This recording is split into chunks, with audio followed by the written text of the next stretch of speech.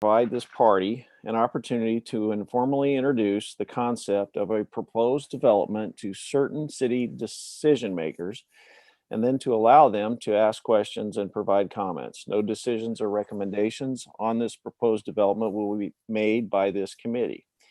Any proposals for the development you hear or see today are in the very early conceptual stages of planning, without the city's Department of Planning and Public Works having had an opportunity to review them. Accordingly, discussion of the specific details of any proposed development plan at this time would be premature, as they are subject to change prior to formal submission process. In light of the informal and preliminary nature of the presentation today, the public has been invited to attend both via the Zoom webinar platform or streaming live on YouTube and learn about the concept for this proposed development.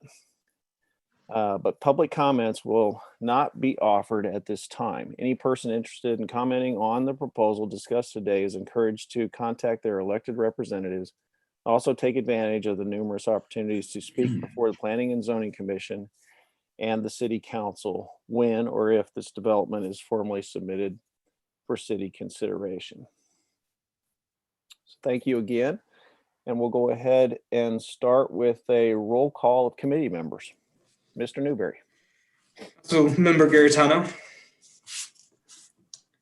Present. Councilmember Golani. Councilmember Brost. Here. Mayor Boland. Here. Chair Lee. Present. Thank you.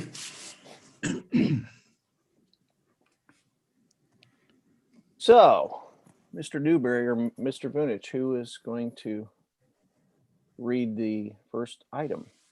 Mr. Newberry will have the honor, sir. Okay. Discussion of the preliminary design concept for a property located within the town center area, generally located on the north side of Manchester Road at its intersection with Old Fairway Drive.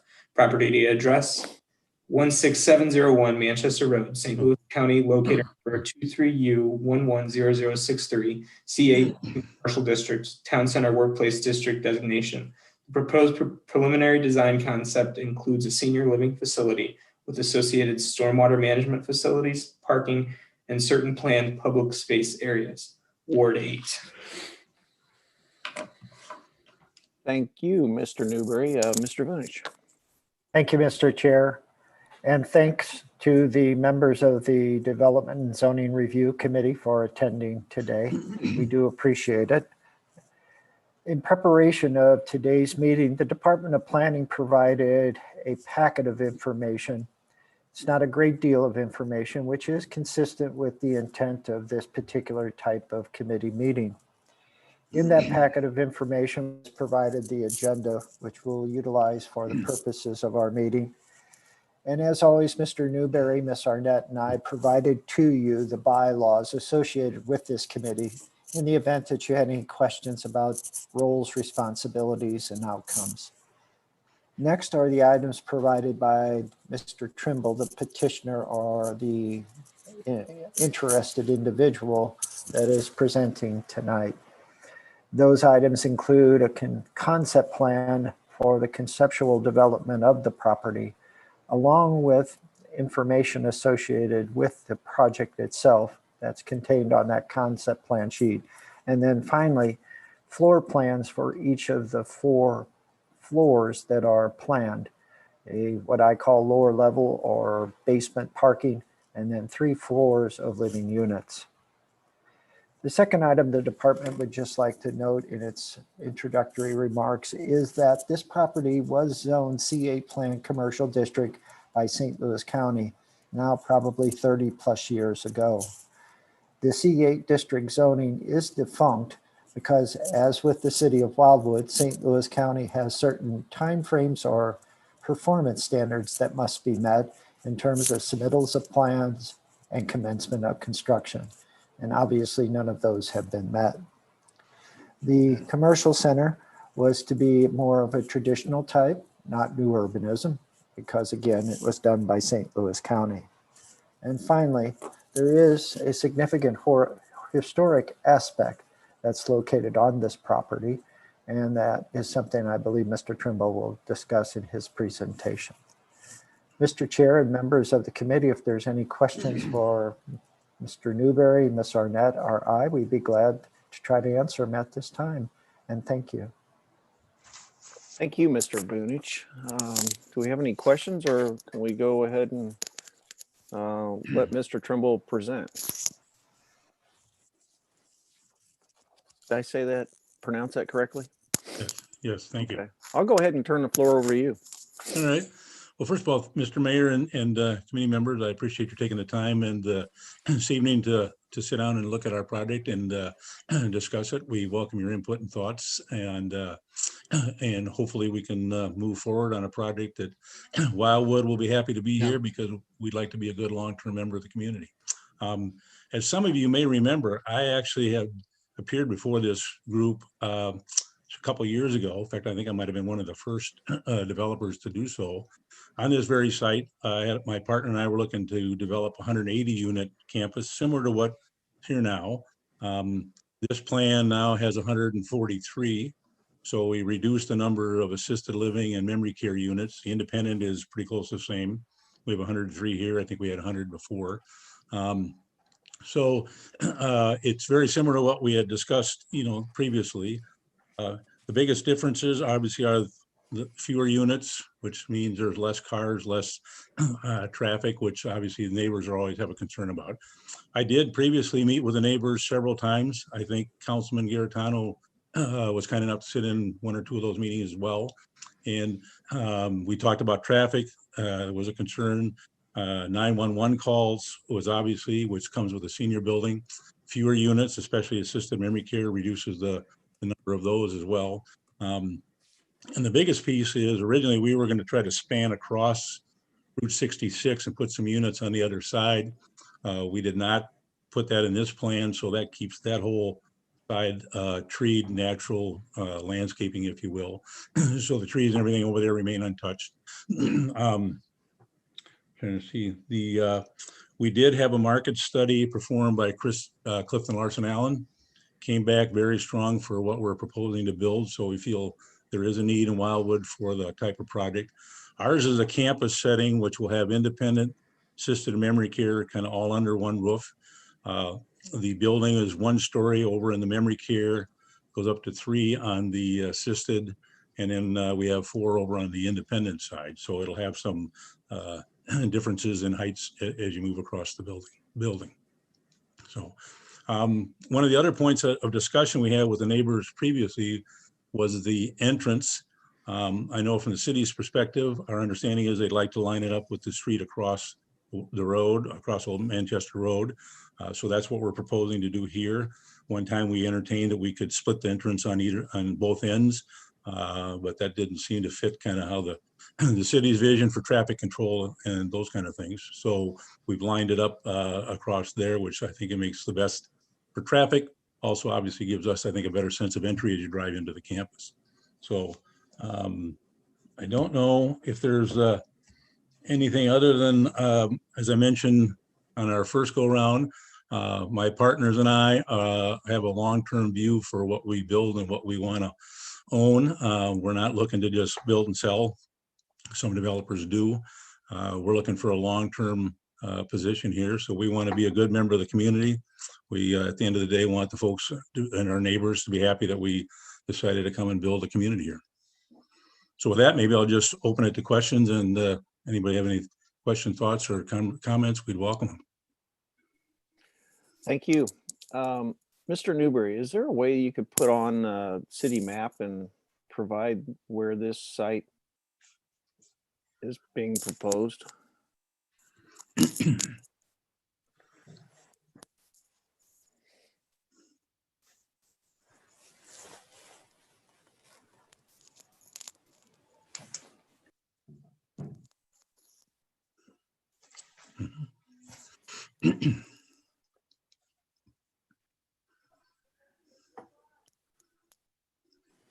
That is it. One thing I forgot to mention in my conversation here is, and Mr. Bunich alluded to it, the original Route 66 comes through the property right about where the arrow was there a moment ago. I've walked the site myself, along with George Stock, our civil engineer, and our partners. The actual road is still there. Many of you probably know that. It's actually in fantastic shape for a highway that's, quite old at this point. Our goal is to donate that in some form to the Historical Society so that the Historical Society and city can work together so you can develop that and tie it into your trail system. I think it'd be great for the neighborhood. Route 66 obviously means a lot to the seniors who live in the community. It's kind of part of their heritage. So we view that as a huge plus, and we want to make sure that that's kept and maintained and becomes a positive part of the campus. Is that what you're showing on the conceptual site plan as the public pedestrian bike path? Yep, exactly, correct.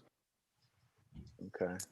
Yeah, and our thought, my architect actually sent us a drawing that I sent on and I had to correct it. And our thoughts are on the other side, be a good area to put some kind of public feature.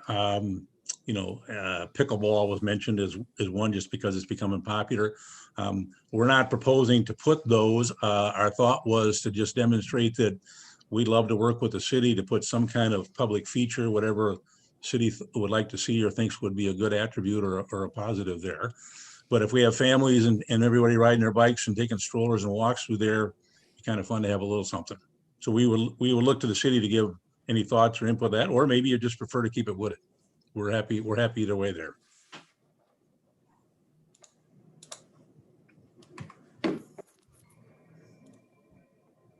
Mr. Vunich, how does this fit into our trail network?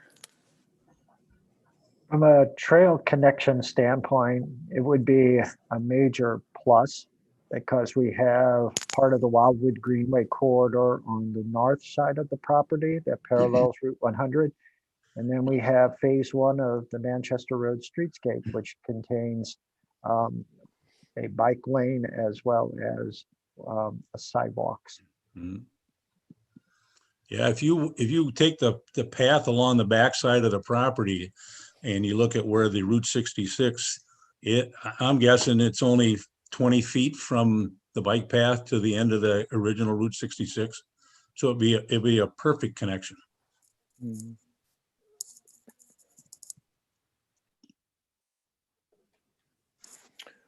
Does anybody else have any questions or comments, concerns? I have comments if you're, Okay, Mr. Garantano. okay, thank you. Well, good to see you again, and thanks for coming back to us here. Yeah, I thank do you. remember our conversations a while back, and the plan that you present to us today, I do see a couple of challenges that you have here is that this in the land use plan is a workplace which does not allow any kind of residential use on that property right there. So it's not in compliance with the land use plan of the town center. The other issue is that the land use plan restricts the height requirement to 3.5 stories. You're proposing 4 stories in this location. The number of, I think the use that you're proposing there is probably the biggest opposition you're going to get from the residential community. You have homes across the street that are pricing at about in the mid 900,000s.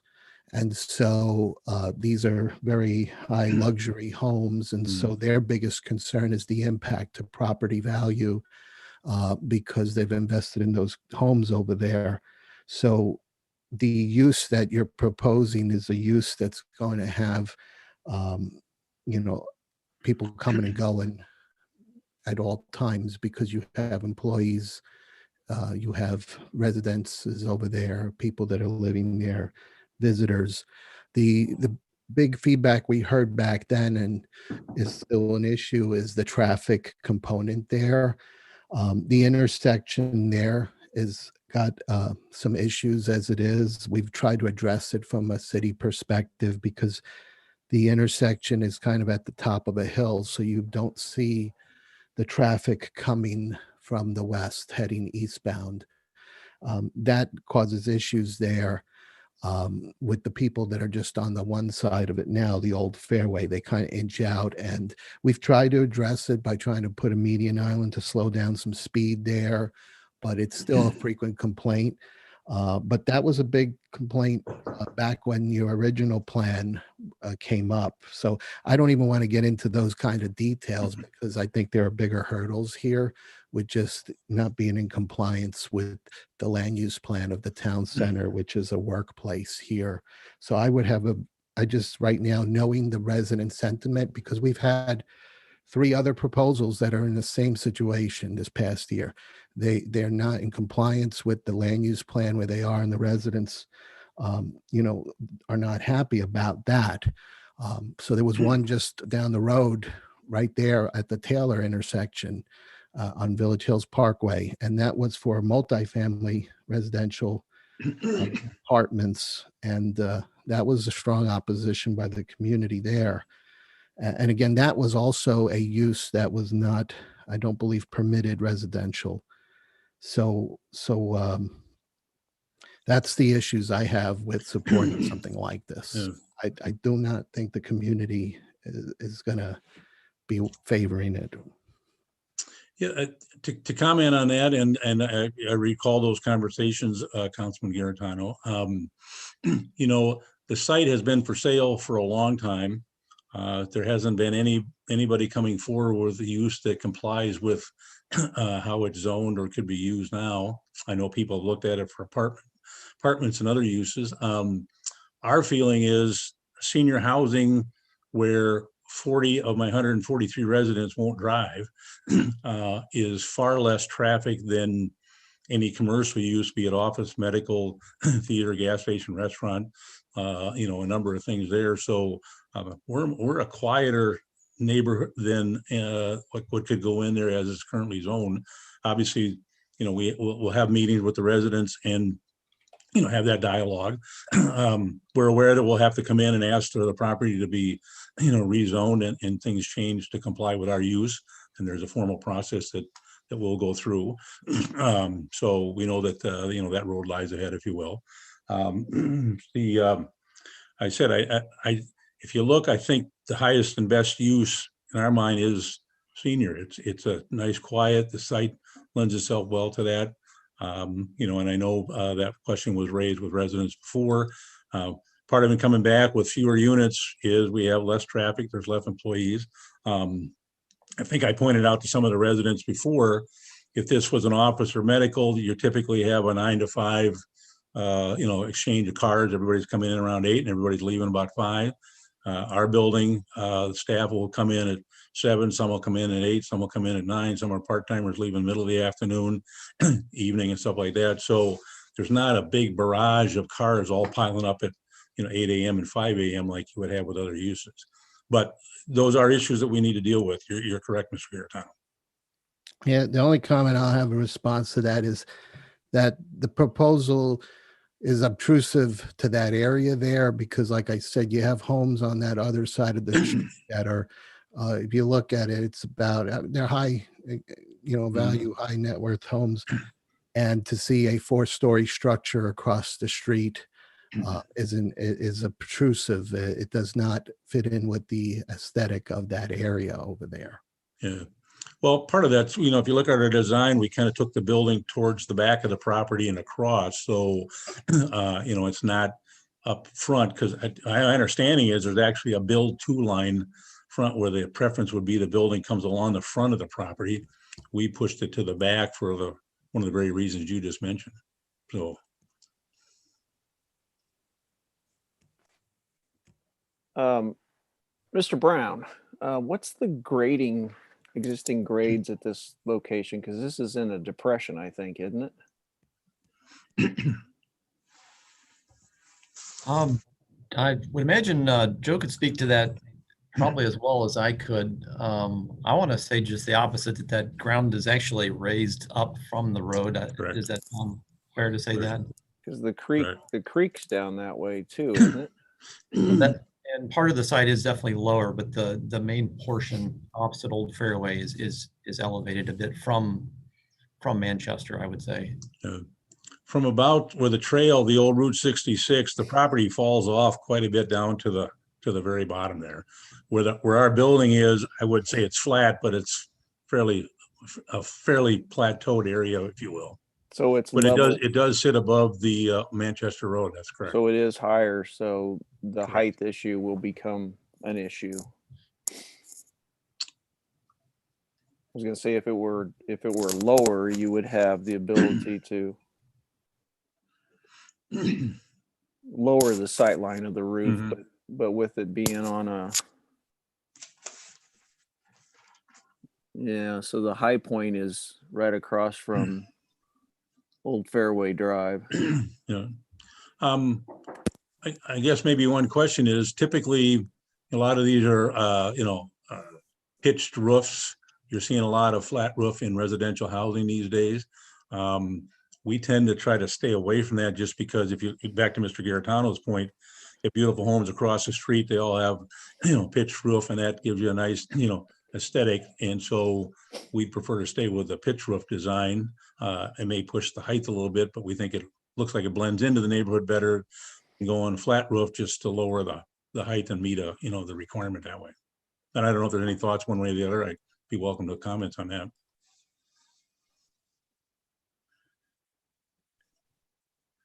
I kind of like the articulation and the memory care side of it, but the wall's looking a little flat on the taller portion of the building, and I think if you had some architectural articulation, it might present better, to Mhm. the neighbors. Yeah. We did send some photographs. I know Anthology has a beautiful building, right across from City Hall. They did a nice job with stone or brick and exterior. Our thought and plan is to follow a look similar to that. To Councilman Garitano's point, we're going to be neighbors with some folks that have beautiful homes. We certainly want to make sure our building and our exterior, fits the feel and look of the neighborhood.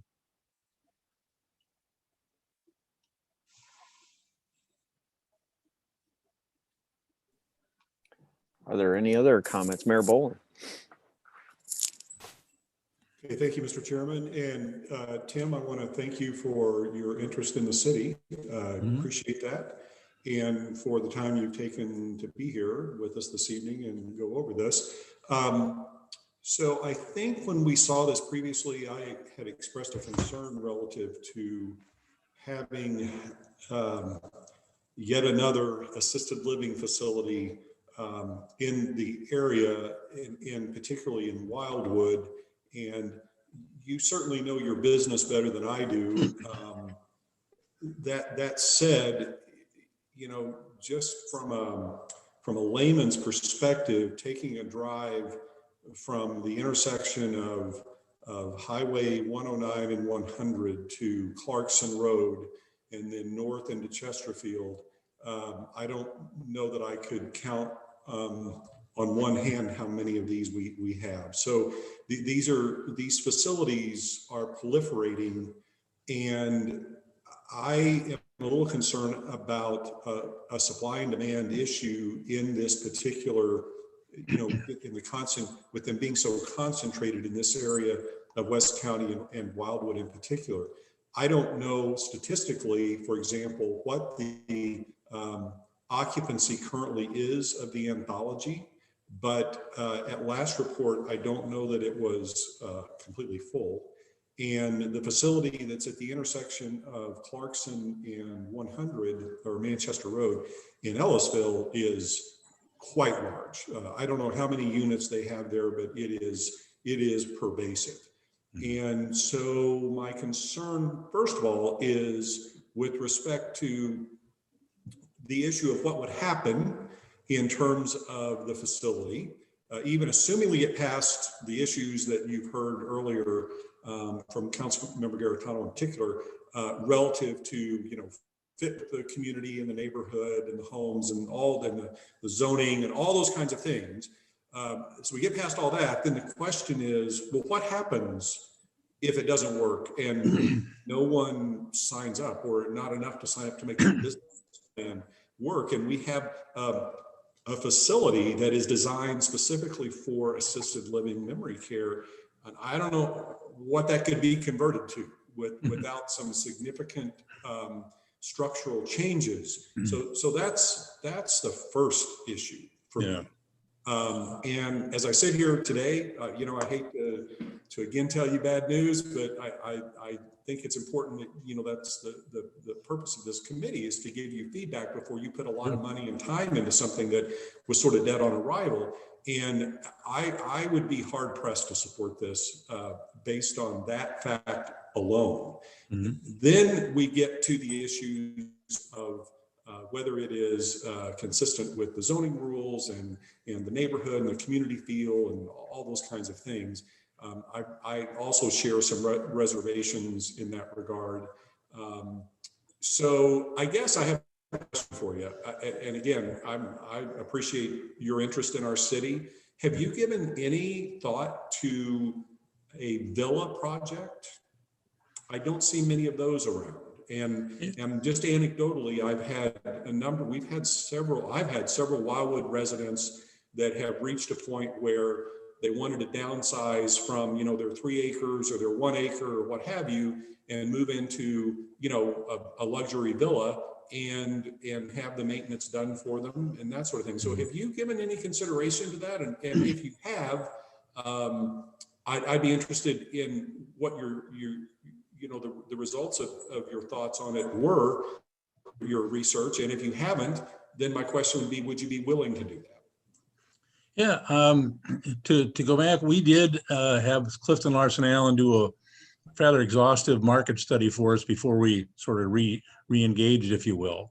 And there is a pretty strong demand, especially on the IL side, the independent living, but there's still strong demand for assisted and memory care.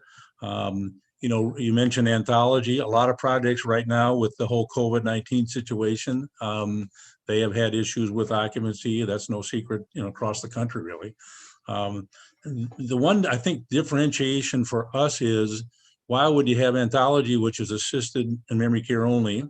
I know there's Prime Place is being proposed and worked on as a nice independent, but we don't see an area in Wildwood where you have a campus that offers the continuum of care, as we call it. So the senior as well as the family members have some comfort knowing, you know, if we move in here, we can stay here for most of our health needs. Now, we deliver a lot of care, as we are not a nursing home and don't profess to be, but we can take care of a lot of needs of seniors as they age and their needs change. So that's the reason the campus concept built a number of those. To your point about longevity, you know, as most of us know, there's a senior tsunami, they're calling it, where the number of seniors is only going to increase. We haven't even hit the peak of that yet. So it's going to be a long time before those people age and unfortunately will pass on. The question, I believe, Mr. Mayor, was asked at one of my neighborhood meetings about, well, what happens if, you know, 30, 40 years from now, the number of seniors diminish, which they will. I believe, you know, if you're in the business for long-term hold, which we are, you tend to make good decisions, you build a quality project, and even though the demographics may change and diminish, your product will still weather the test of time. And, you know, buildings that I've been involved with 25 years ago are still doing extremely well today. And, you know, we plan on continuing to do so. To answer your question about the villas, we have not looked at that concept. I said we were kind of looking at there's a void in the market for a campus setting, which offers, you know, all the things that we're talking about doing here. So that's kind of what drove us to where we are today. And I don't know, Ms. Mayor, if that answers all your questions or gives you some backdrop on our side anyways. Oh, I think you're muted. Oh, so.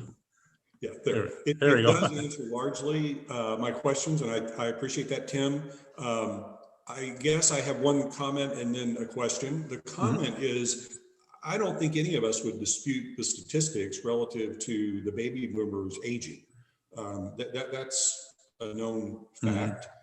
My concern is the concentration, and in the case of the Ellisville facility in particular, the large scale nature of it in such a confined area of West County, Wildwood, Chesterfield, Ellisville in particular, that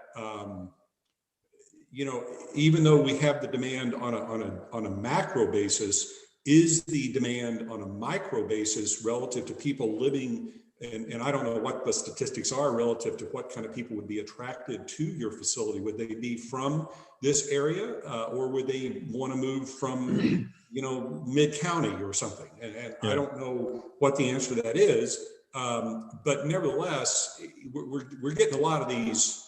We're just getting a lot of these, and I'm having great difficulty seeing the viability from a long-term business perspective, financially, for these things to be so concentrated in this particular area of West St. Louis County. And again, my concern is the last thing we want to have happen is, the building, whether it's 5 years, 10 years, or what have you, that is vacant and is sitting there. And frankly, speaking of Ellisville, we all know that they, and it was a different context, but they dealt with a piece of property that had a business on it, and that land was vacant for a long time. Mm-hmm. And I would say that most of the officials in Ellisville would tell you that they weren't real happy with that. But nevertheless, now my question, and again, I don't want to interject myself into your business model.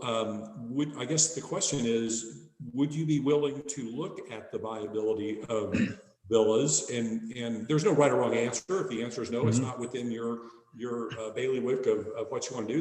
That's fine. But if you would be interested in doing that, well, that's a question. Would you be interested in doing that? And then maybe if you see that it could be viable, maybe coming back to the group with a plan for that, or not? Yeah, no, I'd be happy to look into that. Like I said, we were kind of coming down the path that, we understand, we, built and operated and run a number of these. So be happy to look at your suggestion, Mr. Mayor. To further sort of put some more info in front of everybody. We know that the whole process with the city of Wildwood, if it all works and we move forward, is probably going to take, to the end of the year in just basic term. We're looking to finance the project with HUD has been our goal. So we won't be breaking ground until spring of 2022. By the time you build and open, you're at, summer of 2023. And, it'll take you a year or so to fill the building. So we're a number of years down the road. So the project that, that are coming online now have sort of been absorbed into the marketplace, and the demand tells us that there's still a demand for more, even with the projects that were mentioned. But we're happy to go back and look at the villa concept and see if that, or if it's the villas in combination or something like that. I'm happy to. So we've used Clifton Larson Allen. They're a nationwide recognized firm for their work. So be happy to discuss with them and see what they think from a market standpoint, need, demand, those kind of things too. That would be excellent, as long as every member, of the body here is in agreement with that. And I would ask you that, if you come back with that information to the group, I would like to see statistical data that supports either doing it or not. In terms of ages, locations, likely focus of people, people who would be attracted to it. In just terms of all the things that I'm assuming you would need to do from a business plan to make sure that it's going to be viable, rather than just sort of pie in the sky and it sounds great or whatever. I mean, my idea may not work. I'm just throwing that out as something that anecdotally I've heard from a number of people, and I know firsthand that they've moved to, villas in Chesterfield as opposed to Wildwood, because we didn't have any. I don't think, Joe, am I correct that we don't have really any villas? The thing that may come the closest to are the Meadows of Wildwood, which is, I think, the only senior project we have in our city of such a nature. Is that correct, Joe? The Meadows of Wildwood is the best example. There are some attached row houses or townhouses that's a section of the 7 villages of Cherry Hills, but after that there are no others. But are those dedicated to seniors, people like what they're, so those are just wide open?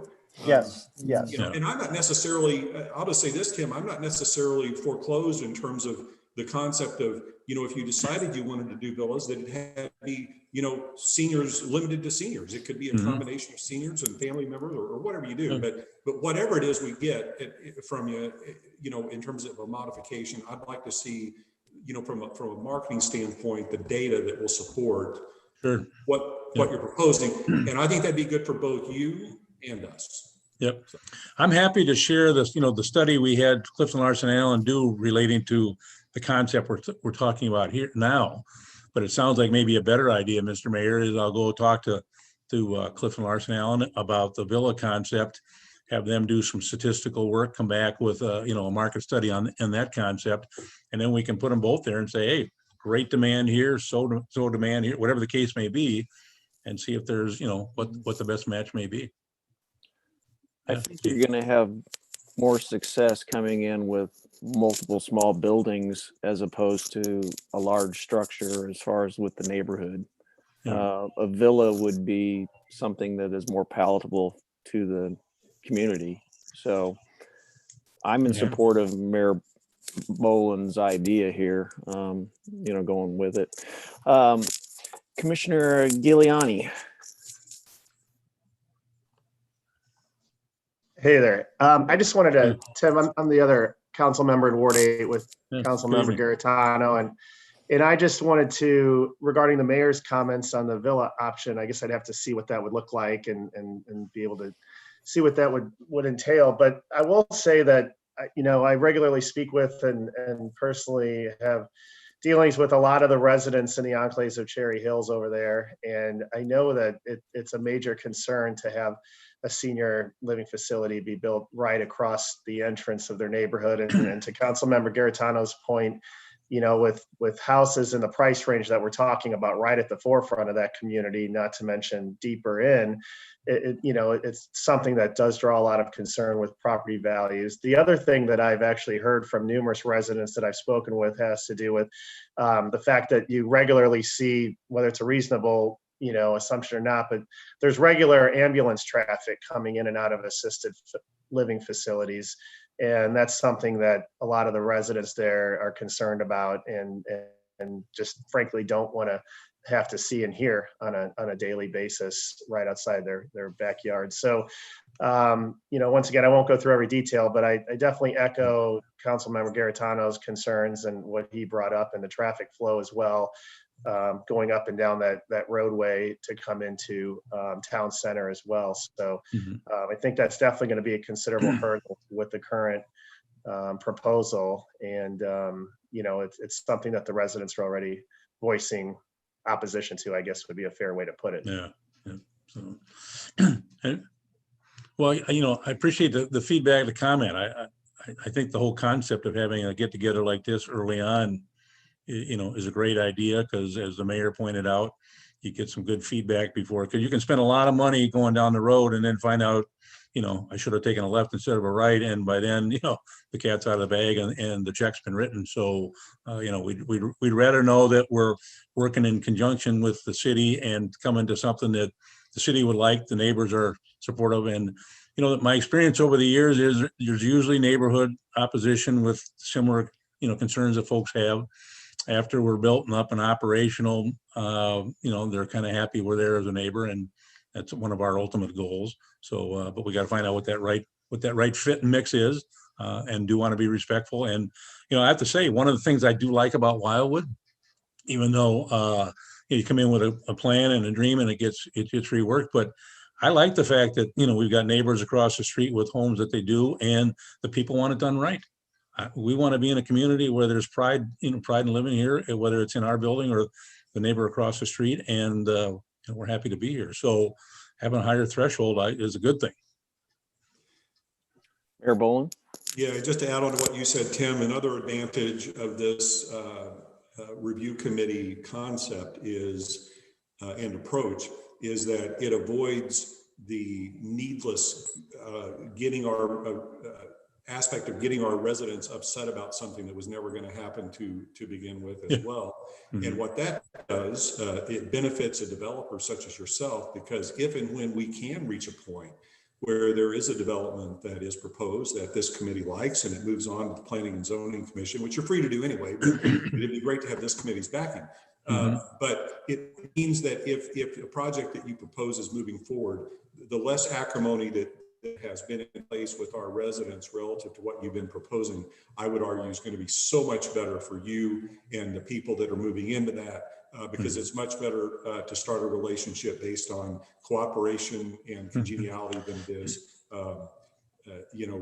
being opposed to things that have been presented. So I agree with you wholeheartedly. That's why we set this up a few years ago, was for that very purpose, and as well to save developers from having to spend a lot of time and money in something that just simply wasn't going to happen. So thank you. Well, I've always been a big believer in get out and talk to the neighbors early on in the process as well. I think as Mr. Boonage can tell you, last time, we had a number of meetings, and we kind of got a little bit too much cart ahead of the horse, where they were asking Joe and other city folks about, the project, and we hadn't formally submitted anything yet. So that's kind of why this committee review gives us good input, and we step forward. We know we're all going in the right direction. So again, I thank everybody for taking time this evening and giving us good, honest feedback. Thank you. You're not going to get anywhere if we don't have good dialogue, and I appreciate that. Thanks, everybody. Thank you. Need a motion to adjourn? I'll take a motion to adjourn. All right, motion adjourned. Second. Okay. And seconded by Mayor Boland. All those in favor say aye. Aye. Opposed? Abstentions? We are adjourned. Thank you. Thank you. Thank you.